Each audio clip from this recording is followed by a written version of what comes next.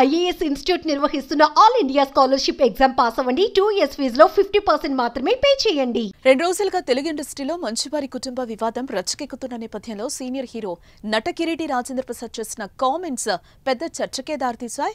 ఇంతకు ఆయన చేసిన వ్యాఖ్యలేంటంటే అవి వివాదాలకు ఎందుకు దారితీసి ఉన్నాయో తెలుసుకుందాం. నిన్నగా మొన్న చూసాం, ఆడెవడో చందనం దొంగ వాడు హీరో. సరే, హీరోల్లో మీనింగ్లు మారిపోయినాయి. నాకున్న అదృష్టం ఏంటంటే 48 సంవత్సరాలుగా I'm such a different hero. నీదే చెప్తుంటావు కదా, నాకు చిన్న ఫ్యాన్లేండి, చెప్తుంటావు కదా, అదేలే పెద్ద ఫ్యానేలే. రాజేంద్ర ప్రసాద్ నటించిన వెబ్ సిరీస్ హరికథ ప్రీ రిలీజ్ ఈవెంట్ ఇటీవల హైదరాబాద్ లో జరిగింది. ఈ కార్యక్రమంలో హరికథ సినిమాను ఉద్దేశించి మాట్లాడుతున్న ఈ కలియుగంలో వస్తున్న సినిమాలు వాటి కథలను మీరు చూస్తున్నారు.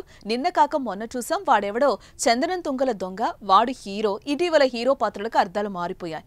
నాకున్న అదృష్టం ఏంటంటే నేను 48 ఏళ్లుగా సమాజంలో మన చుట్టూ ఉన్నటువంటి క్యారెక్టర్స్ తోనే విలక్షణ హీరో అనిపించుకున్నాను అని రాజేంద్ర ప్రసాద్ చెప్పుకొస్తూ ఆ వ్యాఖ్యలకు అక్కడితో ఫుల్ స్టాప్ పెట్టాడు. అయితే ప్రస్తుతం ఆయన చేసిన వ్యాఖ్యలు పెనుదుమారంగా మారాయి. అలా మారడానికి కూడా ఒక కారణం ఉంది.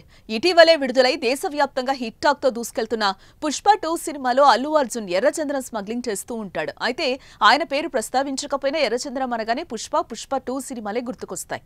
ఆయన హీరో క్యారెక్టర్ గురించి అన్నా సరే ఇప్పుడు అల్లు ఫ్యాన్స్ ట్రిగ్గర్ అయ్యే అవకాశం మెండుగా కనిపిస్తోంది. దీంతో ఆయన అనుకోకుండా హీరోలు మంచి సినిమాలు రావాలనే ఉద్దేశంతో చేసిన వ్యాఖ్యలు రాజేంద్ర ప్రసాద్ ను ఇరకాటంలో పెట్టడంతో పాటు అల్లు అర్జున్ ఫ్యాన్స్ నుంచి విమర్శలు ఎదుర్కొనే స్థాయికి చేరుకున్నాయి. చూడాలి మరి రాజేంద్ర ప్రసాద్ వ్యాఖ్యలు పరమార్థం ఎటు దారి తీస్తుందో. నిన్నగా మొన్న చూసాం, ఆడెవడో చందనం దొంగ వాడు హీరో. సరే, హీరోల్లో మీనింగ్లు మారిపోయినాయి. నాకున్న అదృష్టం ఏంటంటే 48 సంవత్సరాలుగా I'm such a different hero. నీదే చెప్తుంటావు కదా, నాకు చిన్న ఫ్యాన్లేండి, చెప్తుంటావు కదా, అదేలే పెద్ద ఫ్యానేలే.